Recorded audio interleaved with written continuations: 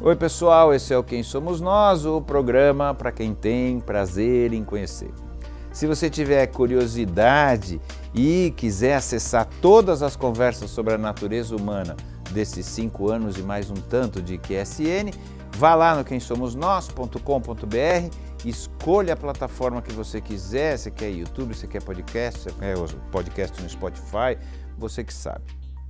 Nós estamos continuando essa série sobre filósofos, que a gente vai ter agora o 3º programa dessa série Pensadores no Quem Somos Nós. Nós vamos falar sobre a vida e as ideias de Immanuel Kant, o principal filósofo dessa era moderna. Para nos ajudar a entender o que o Kant fala, porque é um negócio mais cabeçudo, mais difícil, nós trouxemos o pós-doutorado na Bonn Universität da Alemanha e na Michigan State University, nos Estados Unidos, o professor da Unicamp, Daniel Omar Pérez.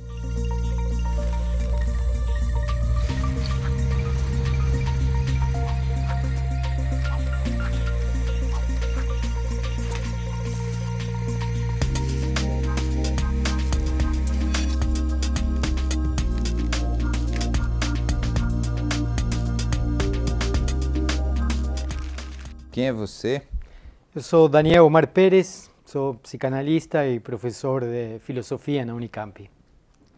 Isso é o que você faz? Que essa é a minha resposta oficial. Eu perguntei quem é você e não o que você faz. Quem sou eu? É? Aí é mais difícil, mais Claro, complicado. é mais comprida a resposta, talvez. Pois é. Talvez qualquer coisa que eu diga vai ser um atributo de mim, ou uma característica. Gosto de tango, gosto de futebol, gosto de ler bastante. Acho que são essas coisas que me constituem de alguma forma. Acho que sou esse tipo de coisas. Sou pai de 2 filhos, uma filha e um filho. Isso me constitui bastante. Acho que é basicamente isso que eu sou. Vamos voltar para a Argentina, então. Tá. Vamos lá, você é argentino, não é isso? Nací na Argentina, nací na cidade de Rosario, que foi o lugar onde se criou a bandeira argentina, nas barrancas do Rio Paraná, e pertinho de aí foi a primeira grande batalha de independência de Argentina. Então, aí nessa cidade eu nasci. É a cidade de Messi também, então todos jogamos futebol parecido com Messi, só que alguns nos dedicamos a outra coisa. Nasci aí, sim. Tá, e aí os seus pais faziam o quê? Como é que foi? Me conta um pouquinho. Você nasceu, aí você se interessou por psicologia, por psiquiatria, ou seja lá, psicanálise. Como é que é o teu...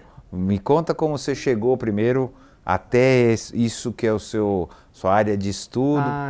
Depois, como é que você veio para cá? Vamos indo. Bom, nasci em um bairro bem humilde, onde o que tinha na minha casa eram livros. Meu pai e minha mãe eram trabalhadores, mas sempre houve livros em casa. Meu pai terminava de trabalhar e lia. Eu me lembro de criancinha, que no criado mudo de meu pai sempre tinha um livro. E na casa de meu avô, havia poucas coisas, mas havia uma biblioteca também. E o lugar onde eu me sentia bem, inclusive antes de ler, isso antes de eu poder ler, eu me sentia bem folheando livros. Essa era uma coisa, acho que eu retorno a essa cena infantil o tempo inteiro, não? Eu retorno a isso de sentar e folhear livros. Esse prazer Exatamente. Que você tinha quando era criança. Mesmo sem entender na época, hoje entende um pouco mais. Hoje pelo menos vejo as letras que estão aí. Mas era isso. E o que eu queria ser era engenheiro químico. Por quê? Verdade. Não sei, eu gostava, de criança também tinha uma espécie de laboratório em casa. Eu juntava, como morava em um bairro periférico, e na época não havia tantos agroquímicos, sempre havia borboletas, gafanhotos, rãs, lagartixas, todo esse tipo de coisas. Eu colocava essas coisas em vidrinhos. Sim. Então eu tinha um estante com vidrinhos, com bichos. E as crianças do bairro, como sabiam dessa exquisitice minha, eles traziam para mim. E isso me foi levando minha mãe comprou me lembro agora, minha mãe comprou um livro grande com todas as constelações. Então eu decorei as constelações, agora não lembro nenhuma, mas eu decorei, eu sentava à noite e explicava as constelações para os amigos do quarteirão. Essa era também minha forma de me aproximar das meninas. Também. Claro. Eu nunca fui um grande jogador de futebol, nunca fui assim o grande lutador do bairro, então o que eu tinha para fazer era contar as constelações, mostrar os bichinhos, exatamente. Senão elas não iam chegar perto. Exatamente, é assim. Então, mas aí te daria o quê? Um biólogo ou um físico? Mas por que você foi engenheiro químico? Então, eu fiz Queria ser, né? Eu fiz a escola, o colégio secundário na época, e sou técnico químico, me formei como técnico químico. Entendi. Mas no último ano da escola secundária, eu me estava no laboratório o tempo inteiro, mas como você tinha que esperar que as coisas acontecessem no laboratório, eu fiquei lendo literatura. E li muito Cortázar, Borges, nos últimos 2 anos, para ser sincero. Cortázar, Borges, Gabriel García Márquez. E isso me desviou do caminho da química. E se havia possibilidade de fazer letras, filosofia. Eu não sabia bem o que era filosofia e embarquei por aí. Vou fazer essa. Vou fazer isso aí, sim. E depois nunca mais consegui largar. E por que você veio para o Brasil? Eu terminei a universidade na Argentina, em Rosário, na Faculdade de Humanidades e Artes. Era um lugar muito bonito. A Faculdade de Humanidades e Artes em Rosário era um prédio de um convento de freiras que Perón nacionalizou. Então as aulas se davam em salas de aula, que são os lugares onde estavam as freiras, o lugar para rezar, não? Que lindo. E havia uma sala que eu me lembro muito bem, que era do meu professor de filosofia antiga, que ele dava aula parado no atrio e o sol entrava pelo vitrô e dava exatamente no corpo dele. Então eram as 3 da tarde, o sol entrava e eu me lembro dele exatamente. Aquilo ficou gravado para mim, não? Me lembro de um curso sobre o amor, sobre o Eros na Grécia Antiga. E ele declamando pedaços de textos, declamando poesia, não? Em grego antigo, depois ele passava para o alemão e depois traduzia para a gente em espanhol. Isso foi me apaixonando, não? Aí eu terminei, eu trabalhava coisas que tinham a ver com epistemologia. Ainda tinha um pé nas ciências que nunca tirei, digamos, não? Trabalhava com epistemologia da psicologia e da psicanálise. E, bom, eu queria continuar estudando fora. Eu concursei um cargo lá, que depois abandonei, quando eu decidi vir para cá, para o Brasil. E vim para aqui, vim para a Unicamp, a trabalhar com um professor muito importante na área que eu trabalho, que é o professor Jerico Loparich, com o qual eu trabalho até o dia de hoje, há 25 anos que trabalhamos juntos. Ele foi meu orientador de mestrado, doutorado, e depois meu colega de trabalho e de pesquisa até hoje. E aí é que a epistemologia e isso me desdobrou assim em trabalhar na área de Kant e na área da psicanálise. Porque meu foco sempre começou a ser, naquela época já começou a ser a constituição do sujeito. Essa era a minha preocupação. Como é que como é que a linguagem se relaciona com os objetos? Como é que nós falamos e eu digo, olha essa jarra, e você vai olhar para a jarra? Como é que vinculamos a linguagem com o objeto? Como é que a linguagem faz sentido? Essa foi a minha primeira preocupação. E depois fui cada vez como mais regredindo. Comecei a pensar como é que nós fazemos sentido, não? Como é que nós podemos dar conta de nós mesmos? Como é que nós nos identificamos com nós mesmos? não? A consciência que a gente tem da gente, é isso? Isso, como é que nós tomamos consciência de quem nós somos e como é que nós mudamos também, não? E como é que nós somos tanto individualmente quanto coletivamente. Né? Essa pergunta inicial que você me fez é minha pergunta há 30 anos, por isso é difícil responder assim rapidamente, porque o que eu venho me perguntando, bom, quem é alguém que disse eu? Como é que é possível dizer eu? O que é esse eu, não é isso? Exatamente. E como é que nós contamos a história, não? Para trás, por exemplo, quando dizemos, quem era você? Isso é uma coisa muito comum, não? Quando a gente se apaixona por alguém e começa a construir uma história de amor, a história tem momentos bonitos, aquela música, aquela lua, aquele jantar. Se a história de amor chega a seu fim, a relação que você faz com o passado, a música, aquela não era tão boa. Muda tudo. Isso, o jantar não estava salgada, a comida, a lua não estava tão redonda. Cheia. Isso. Quer dizer, então, nós não só que mudamos para frente, ou mudamos no presente, nós mudamos também em relação com o passado. Começamos a ter lembranças de coisas que não aconteceram, como disse Freud. E cientificamente, hoje, né, a neurociência prova que a gente tem buracos, né, de memória e que a gente preenche com a imaginação. A gente não tem uma memória contínua, não existe isso.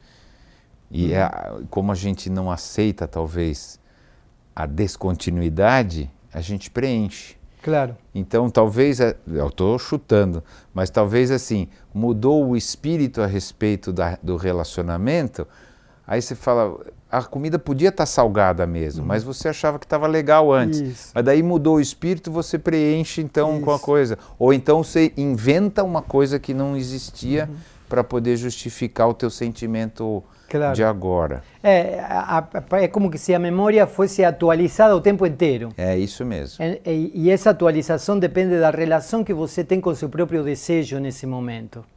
Então você atualiza a memória de uma outra forma. É um componente, porque parece que tem outros mesmo sim, que são incontroláveis. Claro, né? claro. Porque esse não é que seja controlável, mas ele é um caminho. Mas tem coisas também que você joga lá na memória que nunca aconteceram. Coisas que nunca aconteceram, nem passou perto de acontecer e que por alguma razão você tem como memória. Né? Para Freud, por exemplo, era uma preocupação como diferenciar o que eu imagino do que realmente aconteceu, não? E a gente tem essa situação o tempo inteiro. Por isso, volto ao exemplo das relações amorosas. As relações amorosas nos fazem ver o mundo de uma forma diferente. E como o ódio também nos faz ver o mundo de uma forma diferente. Como todos os sentimentos, de alguma maneira, eles são um filtro... Exato. Lente, né? Kant disse justamente que a psicologia não pode ser ciência, disse. Por quê? Porque quando a gente quer ver a si próprio, já está afetado por aquilo que quer observar. Quer dizer, se eu quero fazer introspecção de minha tristeza, eu já estou triste. Então isso já vai, de algum modo, influenciar na minha conclusão a respeito da tristeza. Então qualquer emoção, sentimento, afeto, paixão, vai desenhar aquilo que eu vejo, não? Aquilo que eu entendo que é a realidade. De qualquer maneira, ele tinha a ideia de tentar achar esse núcleo, né, de quem que nós somos, não é isso? Ele disse, é preciso saber o que eu posso conhecer, o que eu devo fazer, o que está me permitido esperar, e essas três conduzem a uma quarta, última. O que é o homem, no final das contas? O que é o ser humano?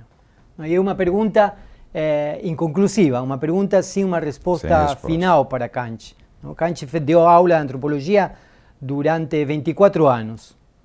Ele foi professor de filosofia durante 40 anos, e é interessante também ver isso, porque naquela época não havia ano sabático, não havia pós-doutorado na Alemanha, eram 40 anos de trabalho. E ele ficou lá, né? Ele praticamente não saiu da cidade Ficou dele, em Königsberg. Né? Ele só saiu da cidade de Königsberg às grandes casas de famílias da periferia de Königsberg para dar aula quando se graduou. Só, mas ele não viajava. Não, nunca É impressionante viajou. como o cara conseguiu chegar nisso tudo sem conhecer nada mais do que o seu mundo. E não tinha internet na época. Não, nada. Não tinha internet, não havia redes sociais. As pessoas dizem que, bom, Königsberg na época era uma cidade com um certo caráter cosmopolita. Estamos falando da Königsberg dos anos 1750, 1760, 70, 80, quer dizer, metade do século XVIII, segunda metade. Mas a cidade era uma cidade de uns 30.000 habitantes, aparentemente era uma cidade portuária, que era entrada e saída de comércio. Isso permitiria... Alguma vida, né? Exatamente.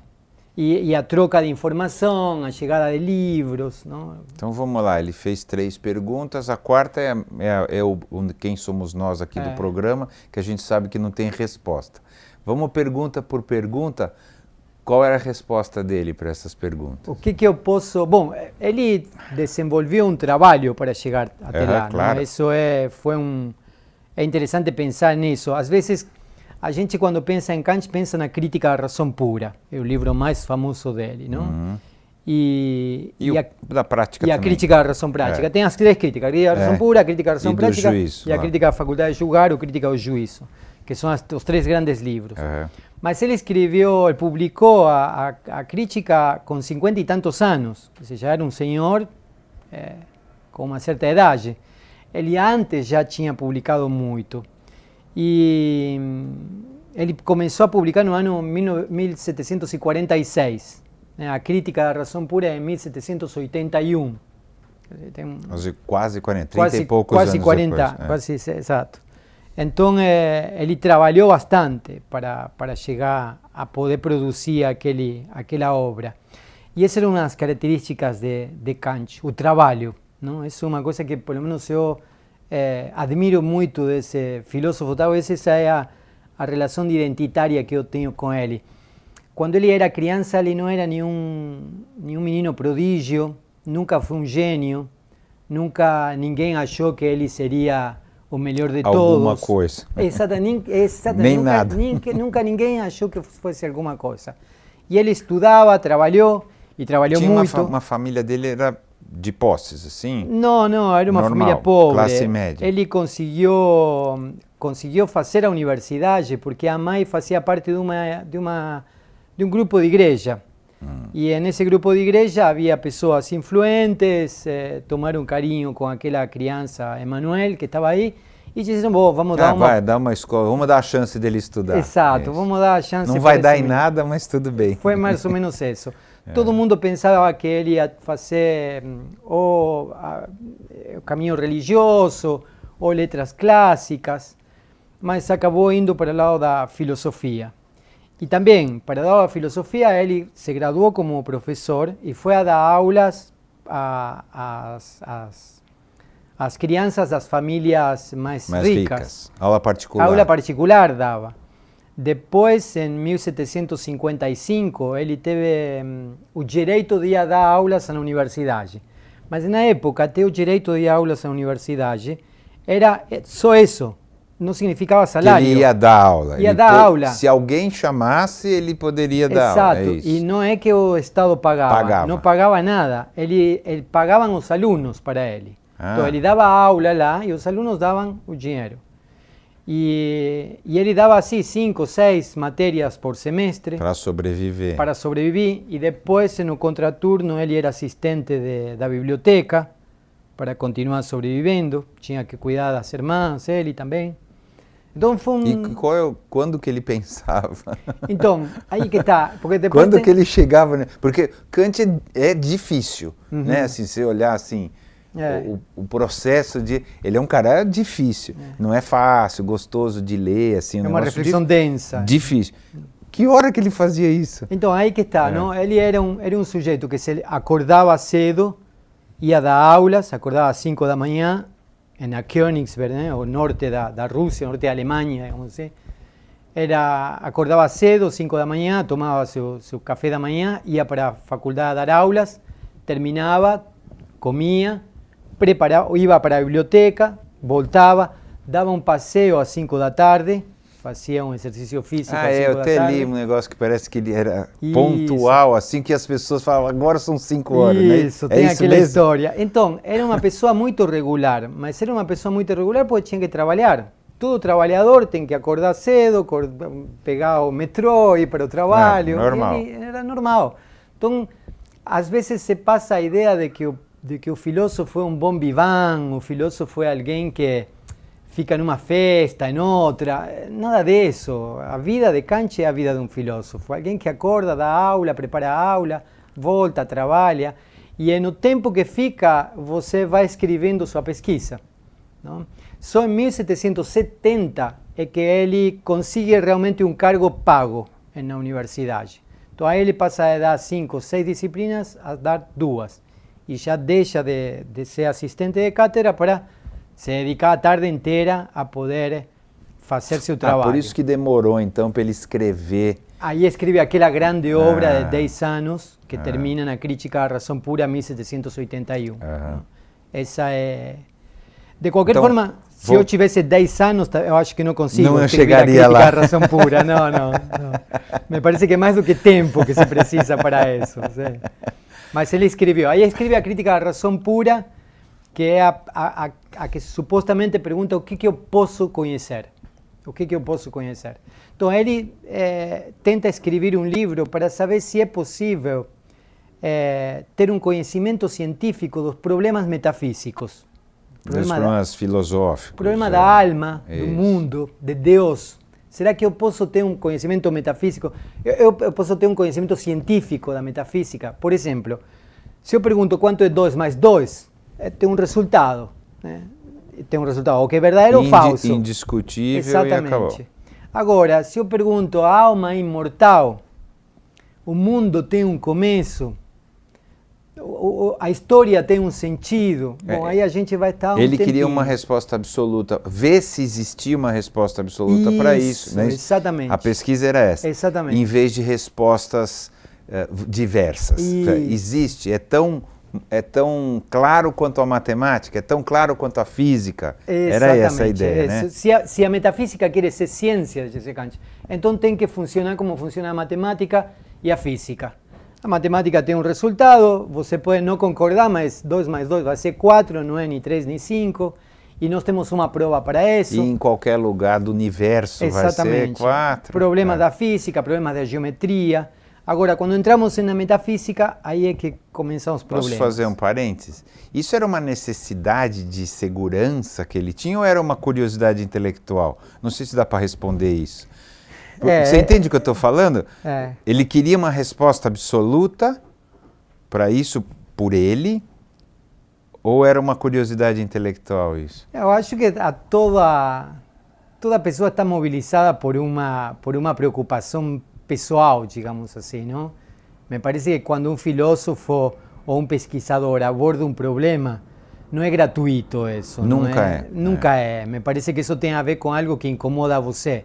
Quando você se pergunta quem é você, o que é o homem, bom, é uma pergunta que você está direcionando para você mesmo, há algo que está em questão.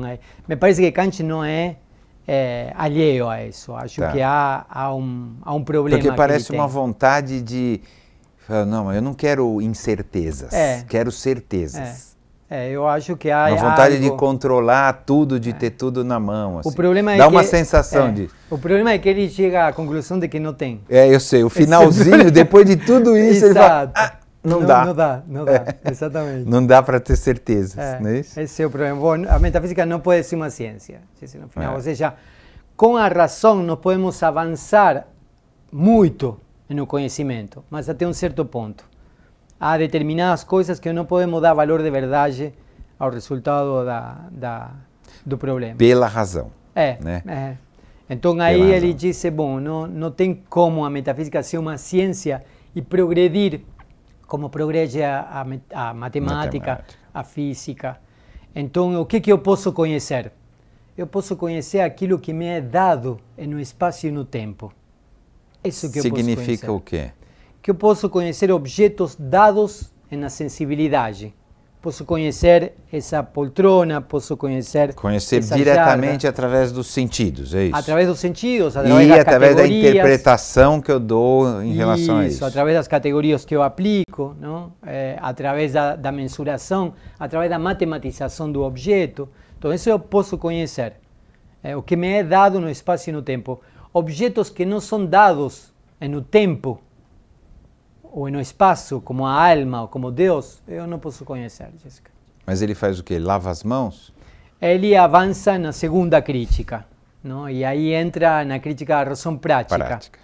Porque se bem a alma, o mundo, Deus são objetos que estão fora do espaço e do tempo, de algum modo acabam sendo ideias da razão, já não em sentido teórico, referindo a objetos cognoscíveis, sino em sentido prático. São ideias que me mobilizam enquanto sujeito de uma ação. Então aí aparece a religião, Deus, etc. Ele dava este valor, né? Um valor que tem um valor ético, um valor moral, não é isso? Exatamente, exatamente. Independente se existe ou não existe, já que eu não posso conhecer. Com a razão, eu não posso conhecer, não me importa se existe ou não. Mas pelo menos de alguma maneira me dá diretrizes, não é isso? Práticas. Que aí poderíamos dizer que já começa a haver uma teoria da existência diferenciada. A louça existe como objeto da minha percepção, mas poderíamos dizer que uma ideia moral pode existir em tanto existência prática, poderíamos dizer assim. Não? Para dar um outro exemplo,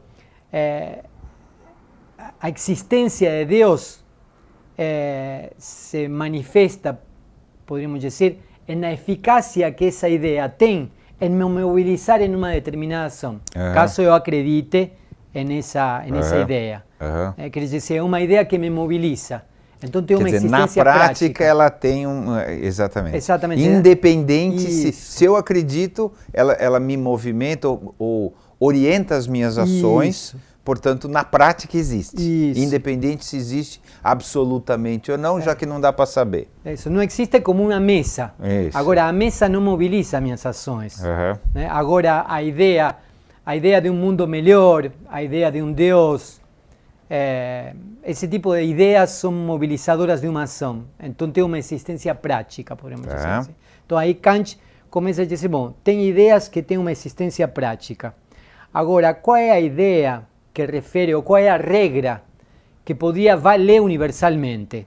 Aqui poderíamos voltar outra vez à sua pergunta, mas ele queria algo, queria segurança naquilo? Parece que sim. Parece que sim, parece que queria. Não? E ele tenta procurar uma lei moral. De aí é que ele disse, bom, há uma lei moral que poderia ser a lei racional, que deve ser a lei racional que deve poder me mobilizar em tanto ser racional. Não? Porque eu posso ser mobilizado por uma ideia fanática, por exemplo.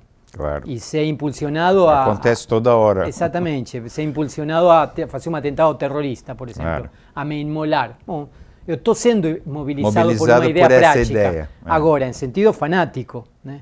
Eu posso ser mobilizado por uma ideia de prazer pessoal.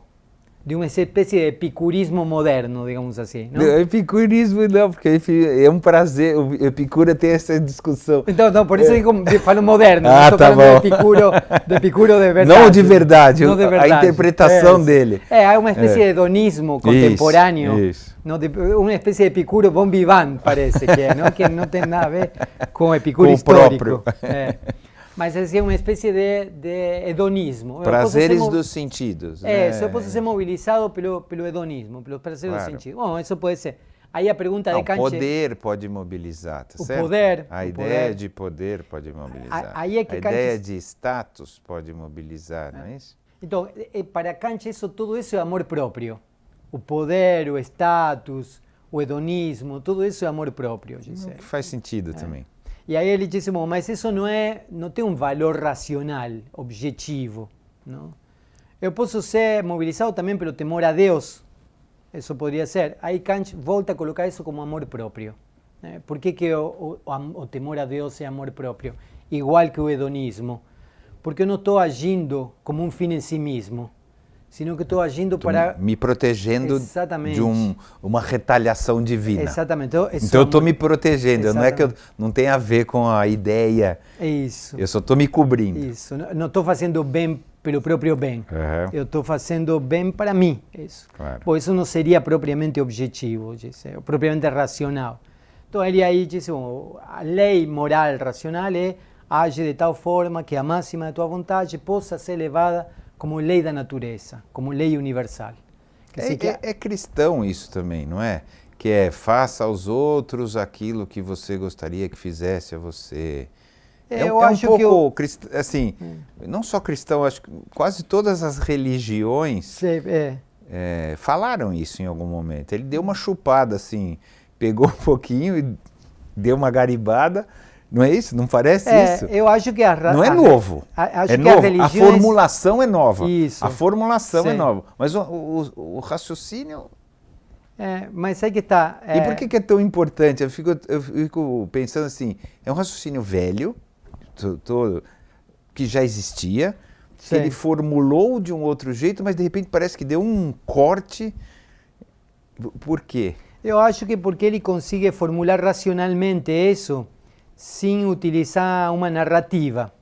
Ou seja, essas religiões que você menciona cabem dentro da razão prática, justamente porque a razão prática dá o caráter formal, racional, de aquilo que está, de alguma forma, na forma de uma narrativa datada. Ou seja, eu não acho que a razão prática esteja dentro do cristianismo. É o cristianismo que está dentro da razão prática, de alguma forma. Porque o cristianismo é uma narrativa histórica, datada, claro. Tem uma Bíblia que foi determinada, estabelecida nos 400 anos depois. Exatamente, há 1600 anos atrás. E, bom, e funciona como narrativa. Agora, a estrutura formal de aquilo, de algum modo, deveria ser a crítica à razão Eu entendi, prática. Quer dizer, a importância não é a mensagem em si, mas é como se ele descobrisse o mecanismo dessa mensagem. Isso, o mecanismo racional daquilo.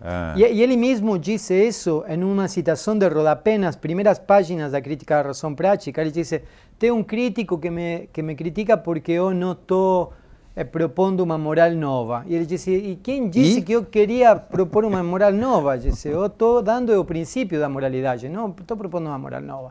Então, digamos, era justamente isso, dar o princípio racional da moralidade, que se dá o caráter formal de aquilo que deveria. De aí é que Kant disse que não é a moral que precisa de religião, é a religião que precisa de moral, de uma moral racional. Claro. Porque se essa religião não tem uma moral racional, cai no fanatismo, outra vez.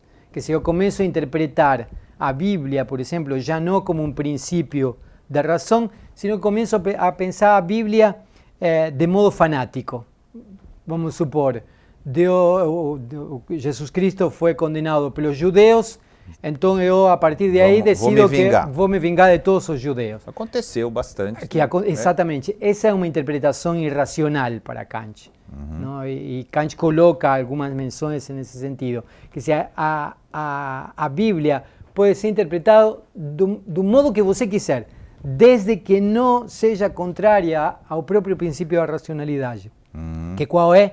Age de tal modo que a máxima de tua virtude possa ser levada como lei universal. Quer dizer que sua regra deve poder ser universalizada. Ou vale para todo mundo, ou então ela não é. Isso, não é isso? Exatamente. Deve poder valer para qualquer um. Isso, exatamente. Deve poder valer para qualquer um. Senão não é. Essa regra não está valendo porque ela não vale para todo mundo. Não tem estado de exceção, digamos, a moral kantiana. Tá. Aí então é que Kant passa da crítica da razão pura à crítica da razão pura, da prática. Da pergunta, o que eu posso conhecer, à pergunta, o que eu devo fazer. O que eu devo fazer? Obedecer à lei moral. Agir de tal forma de que minha máxima possa fazer um bem imediatamente, sem visar as consequências. Não? Quer dizer, se você está se afogando, eu tenho que ir salvar você. Independente se você vai morrer ou não me salvando. independente se eu vou morrer ou não salvando. Claro, é uma boa pergunta. Essa é uma coisa interessante. Até que ponto eu posso me expor nessa situação? Até que ponto... Porque uma das obrigações que eu tenho também é me preservar. É com você. Exato.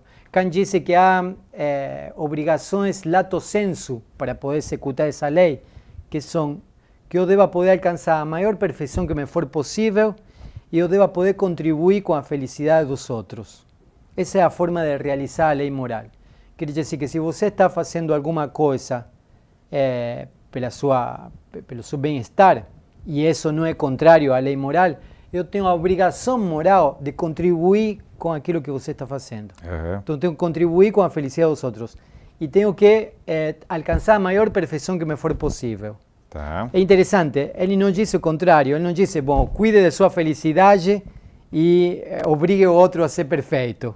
Ele fala, você tem que ser o máximo da perfeição e ajudar na felicidade do outro. Aí, bom, o que significa alcançar a perfeição? Ser um bom locutor, ser um bom jornalista, ser um bom professor, ser um bom pai, mãe de família, cuidar das coisas Era nesse nível ou tinha um grau de exigência, de retidão absoluta? Não tem. Até tem essa ideia de Kant, do rigorismo kantiano. Isso. Mas é interessante porque Kant escreveu outros livros, Antropologia, Metafísica dos Costumes, vários textos, pequenos textos de filosofia prática, onde ele vai explicando o que é, digamos, realizar a lei moral. Por exemplo, uma das coisas que implicava realizar a lei moral era cuidar da sua saúde física e psíquica, não? E na saúde física ele tinha toda uma dieta, era preciso fazer uma dieta e ele levava adiante esse tipo de coisas. Qual era a dieta? Eram até costumes, por exemplo, Kant foi quem inventou as meias com aqueles... Ligas. Com cinta, isso. Por quê? Além de Kant escrever a Crítica da Razão Pura, Kant inventou a meia com cinta liga. Essa foi uma invenção filosófica. Ele fez isso porque antigamente a meia era amarrada, caía, então era amarrada com uma fita, com um cordão. Isso prendia a circulação. Aí ele fez isso para poder circular melhor. Para poder circular melhor. Que aí tem a ver com a saúde. É isso. Exatamente, tinha a ver com a saúde. Depois, outra coisa que ele praticava era o almoço do meio-dia. No almoço do meio-dia ele parava e geralmente não se falava de filosofia. Inclusive está escrito isso, não era prescrição não falar de filosofia na hora do almoço. Ter mais de 2 pessoas na mesa, coisa de poder conversar triangularmente. Coisas triviais. Coisas que fossem diferentes do trabalho. Tá. Isso era uma coisa que ele fazia. Então, ele tinha o quê? Então ele tinha um decálogo dele ali, ó. Sim, está escrito, sim. Fazer isso, fazer aquilo, fazer os 10 mandamentos do Kant. São mais de 10, inclusive. São quantos? Sei lá. Olha, não recordo agora. Eu estou, inclusive, traduzindo um texto que se chama o poder da mente, o poder do espírito, Gemüt, a palavra em alemão, o poder do espírito, que era essa ideia, a ideia de você ter uma saúde mais ou menos regular. Para isso você tinha que cuidar da circulação, do alimento, do sono e também dos pensamentos. Ele disse que é preciso fazer uma dieta dos pensamentos. Quando você tem pensamentos obsessivos, que você está obcecado por um pensamento, é preciso fazer uma dieta de pensamento, é preciso parar de pensar naquilo, porque isso diz hipocondria, e a hipocondria leva à melancolia, e a melancolia leva à morte. Se você começa a pensar que está doente, diz Kant, você vai acabar doente. Diz ele, o pensamento das doenças acaba diminuindo a força vital. E quando diminui a força vital, você acaba estando exposto a doenças, acaba adoecendo e vai morrer. Se autorrealiza, profecia que se autorrealiza. Isso é interessante porque Kant é um dos primeiros filósofos que pensa essa relação entre a psique e o corpo. O corpo não só adoece por questões biológicas. Ele pode adoecer justamente por influência do próprio pensamento. Então, de aí é que você tem que parar em um determinado momento. Então, por isso eu fazia isso. Acordava cedo. Nossa, que engraçado. A ideia do Kant, sempre que se faz, é um negócio hiper racional. Quer dizer, claro, ignorância minha, tá certo? Mas assim, não, esse tipo não de... Não é o Kant humano, que é a pessoa de Kant. É, porque parece sempre uma coisa muito racional, com uma coisa... E de repente tem um outro lado, né, psíquico, emocional até, né? Que eu, para mim, eu desconhecia completamente. Há uma racionalização de tudo isso em Kant, não? Mas há uma reflexão de si, das suas condutas, não? Ele, por exemplo, escreve que uma das coisas que não tem que ter é pensamento de velho. O que quer dizer isso? Então, não explica muito bem o que seriam os pensamentos de velho, mas não ter pensamento de velho para não envelhecer. Você tem que estar sempre com pensamentos jovens. Eu imagino que isso fazia parte dessas espécies de tertúlias que ele tinha com as pessoas, né? Ele gostava de um determinado momento conversar com pessoas. Discutir. E tinha horário para isso, porque ele trabalhava.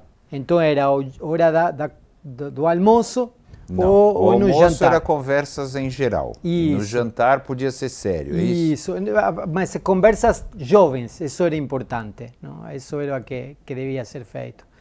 Então, tinha Não é sobre, tá me doendo, eu não sei o que é conversa velho e conversa jovem. Então, eu não entendo muito bem. Não tem assim, conversa velho fala de remédio, então, imagino que deve ser fala de dores, ou fala de coisas que você, não tenho perspectiva, sei lá, eu não sei. Imagino que deve ser isso. Não sei se é pertinente, mas eu acho que deve ser assim. Outro dia me contavam, disse... você vai notando a passagem do tempo com a conversa segunda-feira no trabalho. Quando você chega segunda-feira e é jovem, você esteve numa balada, esse sábado esteve numa balada, 10 anos depois, já com 30 anos... As crianças... você começa a conhecer uma mulher com 40 anos... As minhas crianças, com 50 anos, conheci um gastroenterologista e um psiquiatra fantástico. Então, a conversa da segunda-feira vai marcando a pauta. Esse é dos velhos, tá certo. Eu acho que a isso se referia Kant com conversa. Começa a trocar médico, né? Isso. Bom, então, ele no final, ele fez como viver a boa vida, né? Como a gente está falando. De algum modo, é uma espécie de cuidado de si, poderíamos dizer assim. Tá. Sim. Do ponto de vista físico e do ponto de vista mental. Isso, exatamente. Tanto na comida quanto nos pensamentos. Se fazer essa dieta de pensamentos. Ele tem uma recomendação interessante. Ele diz que quando você está melancólico, para você estimular a energia vital, a força vital, você pode ler a Crítica da Razão Pura ou fazer cálculos de matemática. Eu não sei se é a melhor recomendação. Parece que isso agitava o espírito dele. Ele colocava isso contra a melancolia. Uma forma de evitar a melancolia. Um pouco particular, talvez. Particular, sim. Acho que não sei se funciona para todos. Acho que não. Não. Aí, bom, então, depois ele fez o terceiro livro sobre os juízos, né? A Crítica da Faculdade de Julgar, que é sobre estética e sobre biologia. Sobre estética e natureza. Sobre beleza, não é isso? Sobre a arte. Isso. Sobre o juízo do belo. O que é belo? Isso que ele se pergunta. O que é belo? Não? Como é que algo pode parecer belo para mim? Aí ele então diferencia na Crítica da Faculdade de Julgar o que é agradável do que é belo. Algo pode me agradar. O agrado é caráter subjetivo, Gisele. A beleza tem pretensão de universalidade. Quando eu digo que me agrada o sabor do vinho tinto da Borgonha, eu estou fazendo um juízo subjetivo. Pessoal. Isso. A beleza é uma coisa, seria universal. Tem pretensão de universalidade. Isso que é interessante. Tem pretensão de universalidade. Né? Ou seja, quando eu digo que aquele quadro é belo, não estou querendo dizer que aquele quadro me agrada a mim, simplesmente. Eu estou querendo que isso tenha pretensão de universalidade. Aquele quadro, ele é belo. Mas ele agrada a você, por isso que você diz que é belo. Então, essa é toda a discussão depois de Kant. Se o agrado é a beleza, se a beleza vai para além do agrado. Não? Então. Aí é que está, o que é belo? É simplesmente o agradável? Porque é um pouco simples essa divisão. As flores do mal, sei lá, tem quadros que não são agradáveis e, no entanto, comportam uma beleza muito particular. O conceito de beleza, o que é beleza? Né? O que é beleza? É estética? É do ponto de vista estético, do ponto de vista da impressão que causa em mim? Ou daquilo que, não só a impressão, mas que tipo de reação que eu tenho? É isso? Qual que é o conceito de beleza? Para Kant se diferencia da beleza que os sensualistas ingleses estavam colocando. Havia um conceito de beleza dos sensualistas ingleses que dizia respeito, digamos, às sensações corporais. Há outro tipo de beleza que respondia a uma ideia racional de perfeição de figura. Kant propõe pensar a beleza a partir, diz ele, do livre jogo entre imaginação e entendimento. Diante de uma obra de arte, diante de um pôr do sol, por ocasião da representação desse pôr do sol, da natureza, ele tinha essa isso, coisa da com a natureza, da beleza da natureza. Exato, né? Mas também da música, de acordes tocados de alguma forma. Isso desperta em mim, por ocasião dessa representação, desperta em mim um livre jogo de imaginação e entendimento, que desperta também uma espécie de prazer. Essa imaginação e entendimento, quando desperta esse prazer, aí é que eu estou, digamos, em condições de dizer, essa rosa Isso é bela, é uma beleza. isso é belo. Não? Que seria diferente do agrado. O agrado seria essa sensação mais fisiológica, poderíamos dizer assim. Isso estaria dividindo. Superficial, talvez? Não sei. É isso? É uma coisa mais imediata. Mais imediata. Superficial nesse que sentido. Que tem a ver com a percepção. Acho legal. Isso. Mas o outro isso. É um arrebatamento. A beleza seria isso. Então, aí que está. Mas aí é causa em mim. Não seria universal, seria um arrebatamento em mim. Isso, mas se supõe que aquilo que você sente deveria poder ser sentido você por todos. Você também. Exatamente. Não acontece isso.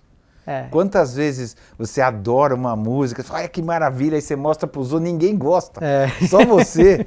Por isso não te aconteceu isso? Por isso que há uma ideia de pretensão de universalidade, e não universalidade propriamente, universalidade matemática, por exemplo. Há uma universalidade na matemática. Há uma espécie de pretensão de universalidade na estética. Mas além do conceito do... Não, posso fazer um parênteses? Sim. Então uma música, mesmo que seja tecnicamente pobre, mas que faz sucesso mundial, estaria encaixada nessa não necessariamente categoria de beleza, porque de alguma maneira agradou ou de alguma maneira impressionou uma grande quantidade de gente. Isso é beleza? Eu acho que Kant diria não. Porque que agrade a muita gente não significa que seja bela. Pode ser agradável, universal, não bela.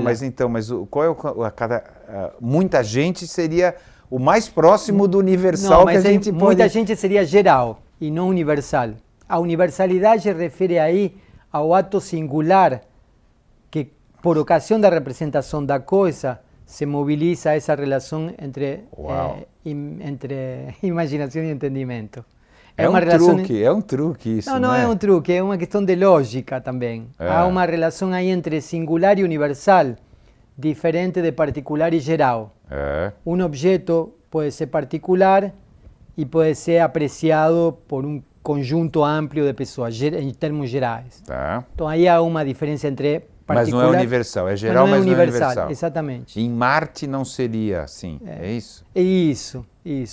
Em Marte não seria. Então, é isso que eu vejo, é um truque, é um pulo. Há um pulo lógico, então, você tem que aceitar esse pulo. Há um pulo lógico, porque a universalidade é diferente da generalidade, não? Nesse caso, por exemplo. A mesma coisa que com o belo acontece com o sublime. O sublime é o livre jogo da imaginação e a razão. Já não o entendimento, é a razão. E que desperta um desprazer. Ou seja, diante de uma coisa absolutamente grande, disse Kant, e absolutamente poderosa, desperta em mim esse livre jogo de imaginação e razão, a partir do qual há um desprazer que conduz a um prazer. Um atrito entre a imaginação e a razão. Exatamente. Mas qual a diferença entre entendimento e razão? O entendimento me oferece conceitos que me permitem, de algum modo, contornar o objeto.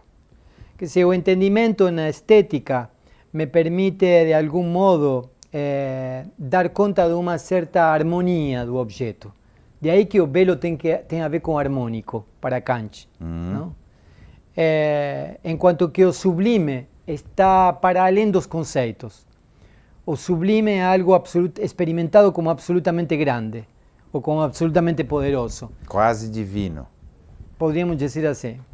É um exemplo que nós temos aqui. Ele era ateu ou ele cresceu numa família religiosa? Sim, cristã. No final, eu acho onde que ele se posicionou em algum momento? Porque sim, várias sim. vezes ele esbarra nessa coisa divina, não é? Ele acho que ele acreditava em Deus em tanto ideia da razão prática.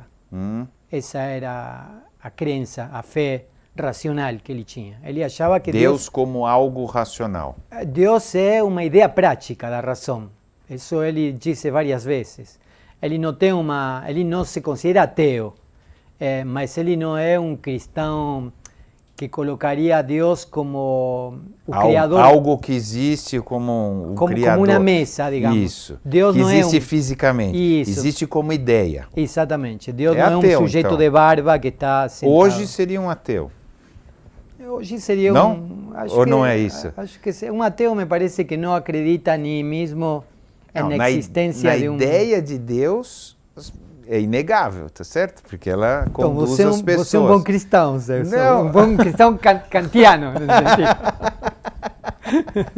Não, porque ela é inegável que ela faz isso. Agora, daí a existência ou não do ser Deus tem uma distância. Sim, ele não é que ele negava, mas para ele, como eu não posso saber, não é isso? Não, exatamente. Para mim, tanto faz. Exatamente. Agnóstico, talvez? Nesse aspecto poderia ser entendido como um agnóstico. Agnóstico teórico, digamos assim. Existe um Deus que criou com as próprias mãos, isso? Ele diz, bom, isso não dá para saber. Não dá para saber e é um pouco meio estranho. Difícil. Que tenha então, acontecido. Provavelmente não é isso? Sim, ele diria isso. Agora, enquanto... O conceito de Deus, a ideia de Deus e o que ele causa na nossa vida prática... Para ele é inquestionável. Mas isso. É mesmo, não? Para ele para você não? Para mim sim, eu sou um kantiano. E depois, assim, tá bom, nós estamos aí em 1700, 1800, comecinho de 1800, né? No final de 1700, aí em 1800 ele para de trabalhar. Ele vai morrer em 1804. Os últimos textos, inclusive eu estou agora traduzindo isso, são textos que ficaram na gaveta dele e são a tentativa de sistematizar tudo isso. O idealismo transcendental enquanto filosofia sistemática. E? Ele escreveu uns manuscritos entre abril e dezembro de 1800, que se chamam Convolut 7 do Opus Póstumo, estão na obra completa. E ainda não foram traduzidos, eu estou traduzindo. É a síntese final, digamos, de sua obra, onde ele diz, bom, a filosofia deve dar conta dos fundamentos do mundo, dos fundamentos de Deus, e a relação entre o mundo e Deus é o homem. E o homem é a autoposição. O homem é aquilo que se autopõe, que se autoposiciona. Nós nos colocamos nesse lugar. Exatamente. Como aquele que dá conta dessa relação entre o mundo e Deus. Entre a razão teórica e a razão prática. Entre a ideia de Deus e a o matéria. Mundo físico. Exatamente. E nós estamos no meio disso e nós somos... Mas ele diz que nós somos a razão da existência disso? Não. E nós somos aquilo que se autopõe que para se poder sustentar para dar aquilo. Sentido nisso. Exatamente. Ou seja, que sem o homem não há nem mundo nem Deus. O mundo ignora o homem, na verdade, não é? O mundo está pouco se lixando com o homem. Mas nós sabemos isso a partir de que nos autocolocamos. Ok. Do contrário, não saberíamos disso. Portanto, fazer um discurso de aquilo que haveria sem que nós conseguíssemos colocar seria como... O mundo não é indiferente a nós? Lógico. Na prática, ele não está nem aí com a gente, tá certo? Mas justamente a partir de que a gente possa ter essa relação com o mundo. É que a gente percebe isso. Isso. Se nós não estivéssemos aí para colocar essa posição, nós não poderíamos Por exemplo, falar uma disso. vaca. teoricamente não tem consciência desse lugar. O pior, uma pedra. Uma vaca. Vamos na vaca primeiro. Porque é interessante. Não, a pedra é o mais fácil. É interessante porque esse exemplo que você está dando é o exemplo que o Heidegger dá, Martin Heidegger, filósofo alemão, dá para falar do mundo. A diferença entre a pedra, a vaca e o Dasein, nós. O Dasein é o ser aí. Diz, a pedra é sem mundo.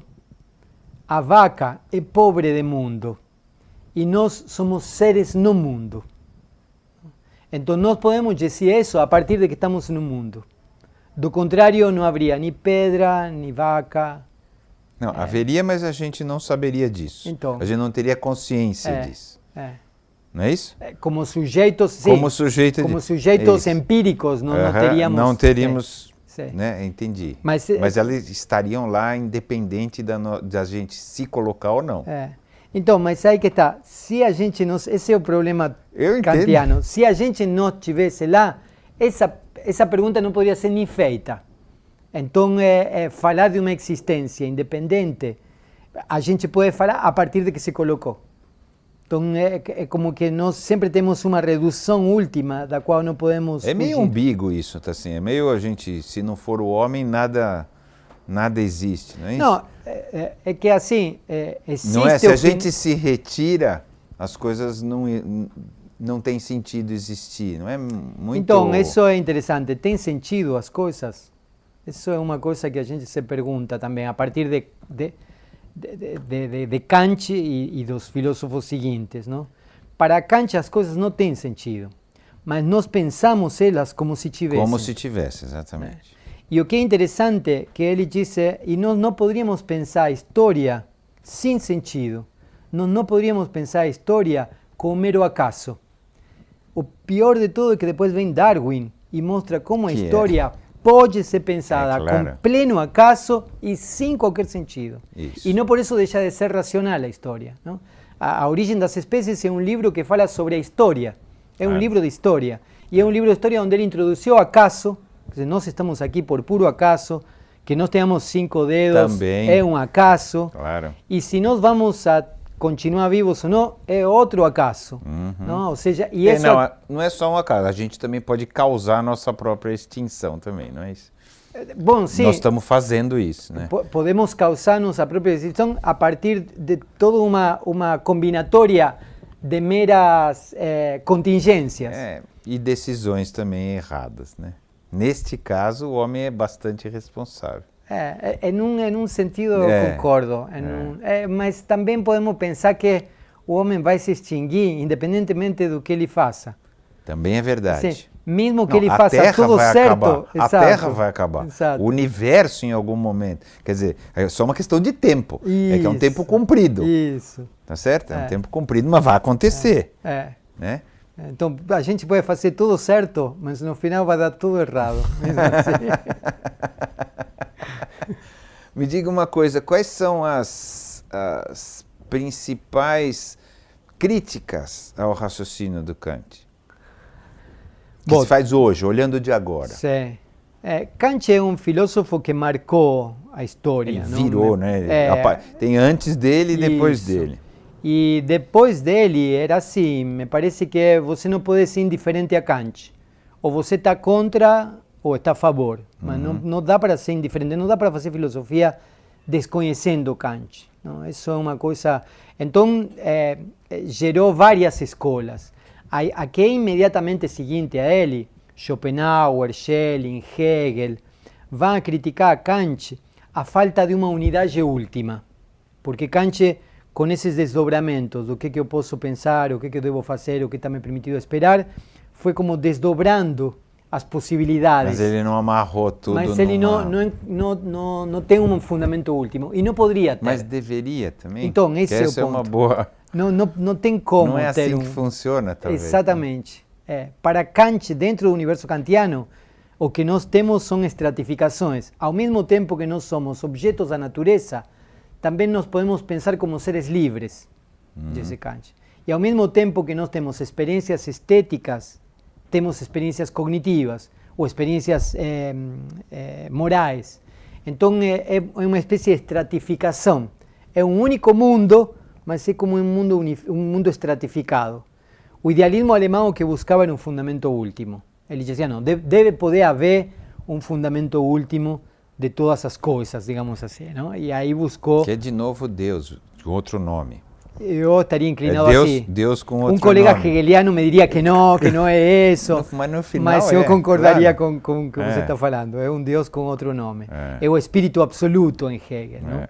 É a vontade em Schopenhauer. Me parece que voltam a encontrar um Deus... Algo que domine tudo. É. Que louco, todos eles precisando de algo para controlar. Você que é a neurose psicanalista, né? Isso no final é uma busca de controle o tempo inteiro. Não é? Que eu acho que é difícil viver no desamparo. É muito difícil. É difícil viver no desamparo. E quando a gente se encontra numa experiência de desamparo, o que tenta fazer é buscar algo que dê sentido àquilo. Então tampona o desamparo com a ideia de Deus. É um pai protetor. Com a ideia de um Toda pai vez que está desamparado é um pai protetor, seja ele através da filosofia, da política, seja lá de onde. Alguém vai resolver isso para mim. E se não resolveu, eu tenho alguém em quem culpar também. Tenho alguém para quem culpar. Eu não preciso assumir a responsabilidade. Exatamente. Então, mas hoje, assim, olhando a filosofia mais para agora, assim, essa ideia de liquidez, vou usar essa palavra, não tem mais essa ideia de amarrar alguma coisa lá em cima. Não, hoje sim. Vivemos no desamparo, problema seu, não é assim? Então, ao mesmo tempo que vivimos no desamparo, nós precisamos pensar como fazer laço com o outro. Depois de Nietzsche, podemos dizer, Deus está morto. Morreu. Tá bom, Deus morreu, Deus está morto. O e agora? conceito, né, de Deus. Exatamente. E agora, o que nós fazemos? Ou seja, ao mesmo tempo que não temos um pai protetor, de algum modo precisamos viver numa mesma sociedade. Tá bom, não temos o pai protetor, mas como lidamos? Alguém que dita as regras, alguém que fala como tem que ser. Me parece que naquele momento o mecanismo era mais eficaz. Tínhamos alguém em quem culpar. Hoje é complicado. Confortável, era confortável. É desconfortável você ter que assumir a responsabilidade pela sua vida. E me parece que os problemas que a gente tem na atualidade são justamente isso, porque nós estamos tentando ver como vivimos em uma comum união, como vivimos em uma comum unidade, né? O que nós fazemos de nós mesmos com o tempo que nós temos agora, que não temos uma doutrina que vai nos dizer o que fazer. Como estabelecemos os laços, não? Por isso muitos filósofos hoje pensam que é uma época de ruptura de laços. De aí que começa a haver um autoerotismo muito grande, um narcisismo muito grande. De aí que é algo assim como algo parecido como o autismo pode vir a aparecer como sintoma de uma época, ou como as doenças neuronais, por exemplo, não? Um filósofo... Depressão, síndrome do pânico. Exatamente. São doenças de ruptura de laços. O que um depressivo fez? Rompeu laços com todo. O que alguém que tem síndrome de pânico fez? Rompeu laços. E isso não é por acaso que sejam os sintomas mais destacados dessa época. Na época de Freud, o sintoma mais destacado era a histeria. O que é a histeria? É a relação com o pai. Naquela época havia uma crise da relação com o pai. Que tinha um machismo e um patrimônio muito forte. Havia um machismo muito forte que estava caindo aos pedaços. Já de aí é que a histeria aparece como sintoma. Que se tentava sustentar uma posição paternalista que estava caindo aos pedaços. Quanto mais sustentava, mais produzia sintoma histérico. Bom, essa imagem caiu. Essa sustentação, hoje ninguém mais se sustenta nesse paternalismo, que acaba aparecendo uma imagem obsoleta. Caiu. Bom, o que nós temos agora? Bom, agora nós temos que dar conta de nós mesmos. E o que acontece? Bom, agora caímos em depressão, temos síndrome de pânico. Mas dar conta de nós mesmos não é crescer? Não é sinônimo de amadurecer? Num sentido, sim. Eu posso amadurecer sob a sombra de Mas não é assumir a responsabilidade pela sua própria vida? Claro. Não é pouco. Não é isso que é ser adulto? No final? Não sei se todos os adultos conseguem fazer. Não, isso é outra coisa. Mas o conceito de adulto, vamos dizer assim, a ideia de adulto, não de adolescente, não de criança, não é exatamente fazer essa ponte. Eu sou responsável. Então, Kant tem pensado isso em uma ideia que ele tem da minoridade para a maioridade. Ele disse que é muito confortável estar na minoridade. Claro. Por que é muito confortável? Bom, porque eu tenho um médico que me disse o que fazer, um padre que me disse o que pensar, um livro que me disse como agir. Então, se alguma coisa errar, a culpa foi do outro, não foi minha. Aí eu estou numa posição de minoridade. E ele disse, há instituições, o pastor da igreja, o médico, o intelectual que disse o que fazer, eles são mecanismos institucionais de minoridade. Bom, eu tenho que sair dessa minoridade, de que outro pense por mim, para pensar por mim mesmo. Perfeito. Aí eu tenho que passar para a maioridade. Ele disse, bom, para isso faz falta coragem. Muita coragem. E é difícil pensar por si mesmo. Não? É o que deveria ser. Não sei se está na lista dele lá. Não, é o que deve ser. Sim. Não sei se está na lista dele de como tem que fazer, mas devia estar. Tá certo? Porque pelo menos como foco deveria ser isso. Bom, vamos lá, vamos fechar. Eu sempre fecho com a mesma pergunta. Provavelmente você vai... né? Que é... Mas acho que assim, vamos lá, para Kant... né, olhando do ponto de vista dele, quem somos nós? Quem ele acha que nós somos? Nós somos seres incompletos. Ele acha que o ser humano não é um animal racional. Ele acha que o ser humano pode vir a ser racional a partir do que ele faz, pode e deve fazer de si mesmo. Então, o que ele diz é que nós somos sujeitos, somos seres autopoéticos, que se autoproduzidos. Nós vamos ser aquilo que nós sejamos capazes de produzir de nós mesmos. Através de um esforço. Através de um esforço, através das capacidades, através do trabalho, através da oportunidade, mas especialmente através de uma autoprodução constante. Seremos quem nós fizermos de nós. Exatamente, é isso. É bem isso. E quem você acha que nós somos? Isso é mais difícil. Eu sou inclinado a concordar muitas vezes com Kant, mas também com a psicanálise, com Freud. Eu acho que nós somos sujeitos de desejo, com instintos, com pulsões de vida, mas também com pulsões de morte. Nós temos uma grande inclinação à autodestruição. E me parece que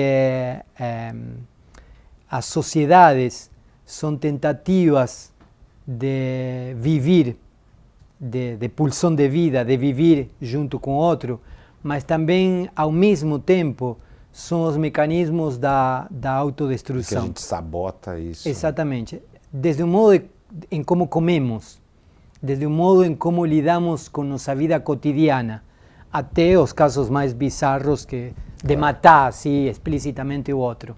Mas me parece que nós temos comportamentos autodestrutivos o tempo inteiro. Em como comemos, como lidamos com o trabalho, não? Como lidamos com o trabalho. Essa sociedade é muito esquisita. Nós temos lugares enormes, gigantescos, onde só vamos comprar coisas. E vamos com uma certa frequência. Que se trabalhamos como escravos para depois gastar naqueles lugares, para depois voltar a trabalhar e voltar... Bueno, isso é um mecanismo de autodestruição. E no meio disso, acontece isso que você apontava. Produzimos lixo, produzimos um excesso e tomamos medidas que vão destruindo nosso próprio entorno. Não? Comprovadamente vai dar errado. Vai dar errado. Não há cientista sério que não coloque que a gente está indo para o caminho de autodestruição ou de destruição da natureza. É só vir por aqui e sentir o cheiro do rio Pinheiros, que dá para ver que dá errado. A gente não pode estar vivendo em uma cidade onde usamos o rio como esgoto e depois bebemos água. Alguma coisa está errada nisso, não? Me parece que é isso. O animal é um bicho muito estranho. Tem animais que, se você vê, cuidam o entorno, onde eles estão. Inclusive se deslocam do lugar para poder cuidar a vegetação, harmonizam com a vegetação. Nós não, nós comemos, fazemos as nossas necessidades e jogamos o lixo exatamente no mesmo lugar onde nós vivimos, não? Às vezes parecemos mais com roedores do que com animais da floresta. O problema é que quando nós somos 20 milhões de pessoas que nos comportamos como roedores, a coisa começa a ficar perigosa. 7 bilhões e depois 9 bilhões, aí pior ainda. É. Então tá bom, maravilha.